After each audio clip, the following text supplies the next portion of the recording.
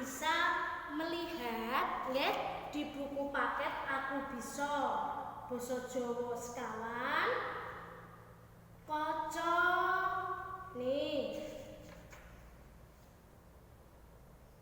Nah,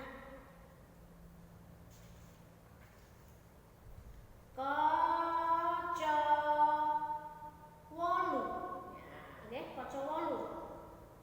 Kaca 8 nggih tentang tembung lingga lan tembung andahan. Anak-anak bisa mencoba nanti yang nomor 16 itu nggih isenono tembung andahane saka tembung lingga kang cumawis ya, yang sudah ditulis, yang sudah ada ya.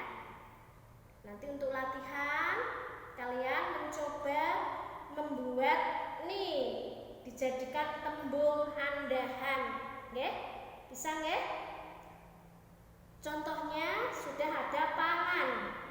Tembung andahannya jadi mangan, dipangan, panganan. Nah, yang kedua coba tandur. Nah, ini bisa kata aktif ya.